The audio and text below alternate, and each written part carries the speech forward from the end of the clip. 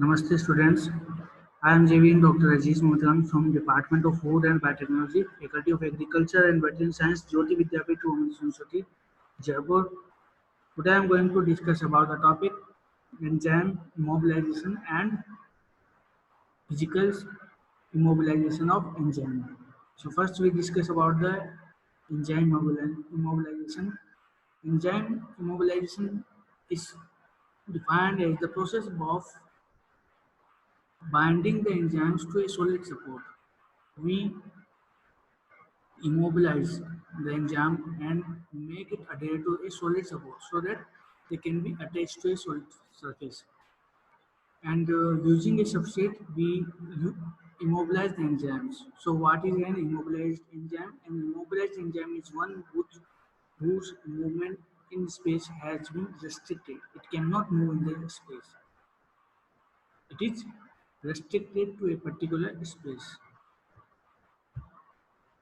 Why we immobilize the enzyme? For protection from degradation and deactivation. It can be reused, and it is ability to stop the reaction rapidly by removing the enzyme from the reaction solution. It is for enhanced stability. Enzyme immobilization is conducted to easy separation of the enzymes from the product, and it is used for the product if the product is not contaminated with the enzyme. So these are the main requirement why we use immobilized enzymes. Now come to the topic method of enzyme immobilization. So there are two methods of enzyme immobilization. The first one is physical method of enzyme immobilization, and the second one is chemical method of enzyme immobilization. The physical method include adsorption, entrapment, and encapsulation. So first we discuss about the physical method of immobilization, and the first method of method of immobilization is adsorption. So adsorption is it involves the physical binding of enzyme on the surface of carrier matrix. So suppose that this is a carrier matrix and this is the enzyme. So in the adsorption method, this enzyme is immobilized. It is adsorbed by the carrier molecule, and carrier may be organic or inorganic material. The process of adsorption involves the weak interaction like van der Waals or hydrosonic. So it is in combined with the chemical method of immobilization. The carriers for adsorptions include the silica, bentonite, and cellulose. So these are the carriers. The enzymes which are immobilized by the adsorption are catalase and invertase. What are the advantages of adsorption? It is a simple and economical. It is limited loss of activity. It can be recycled and regenerated and reused. What are the disadvantages? It is relatively low surface area for binding. Exposure of enzyme to microbial attack and yield are often low due to inactivation.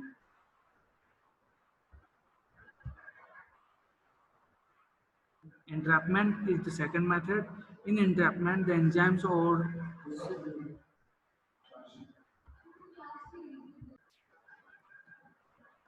in entrapment, the enzyme or cells are not directly attached to the support surface, but simply they are trapped inside the molecules. Here we can see that this is the entrapment. So enzymes are entrapped in a surface. They are not attached to any surface. They are entrapped.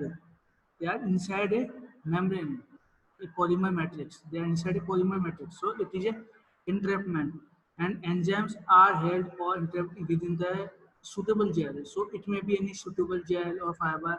It is done in such a way that to detain protein while allowing penetration of the substrate. It can be classified into lattice or microcapsule type. First, what is the procedure of entrapment?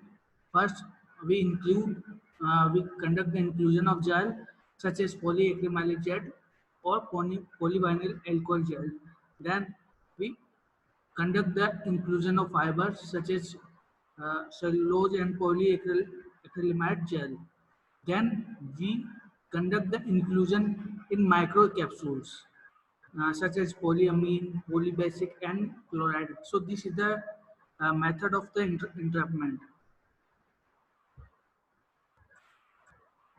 The another is lattice type entrapment.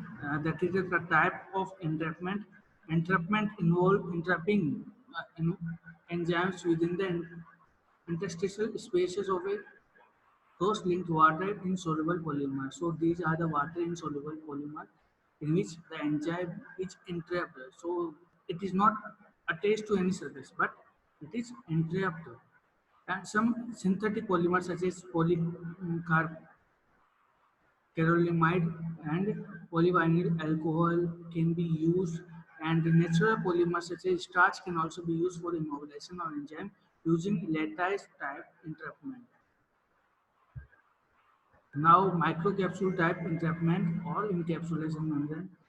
It involves enclosing the enzyme within semi-permeable polymer membrane such as semi-permeable collodion or nylon membrane in the shape of the spray.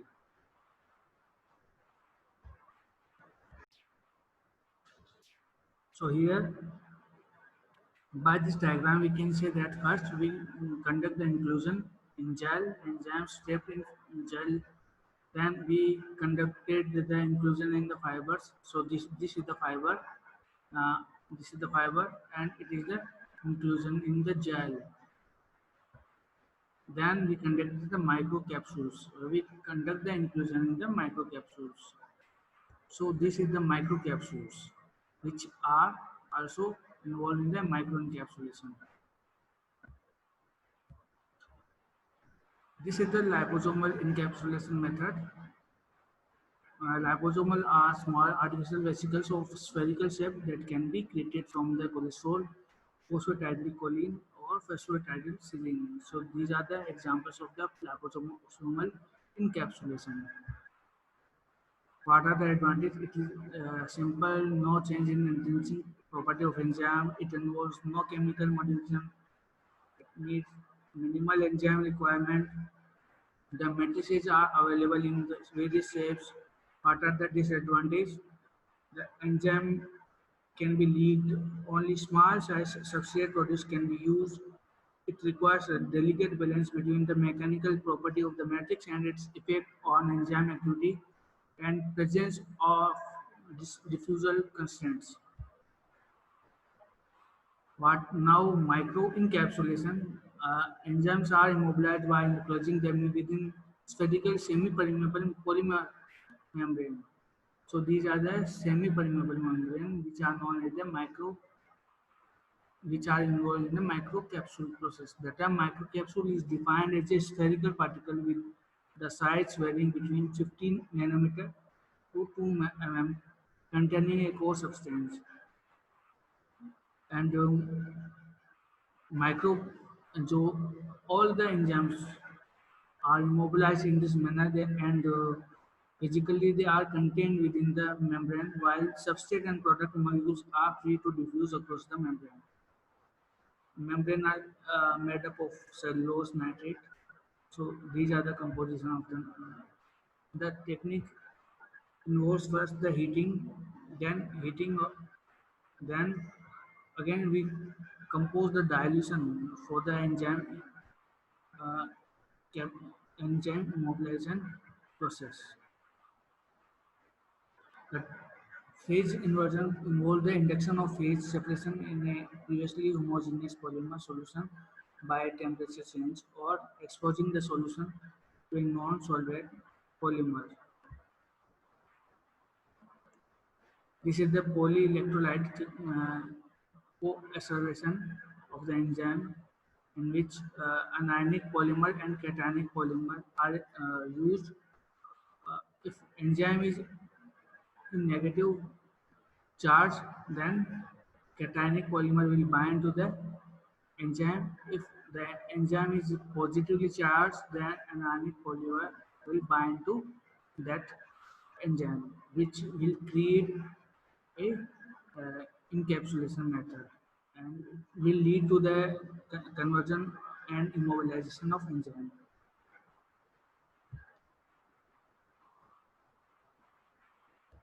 So, food material can be used for the immobilization of enzyme.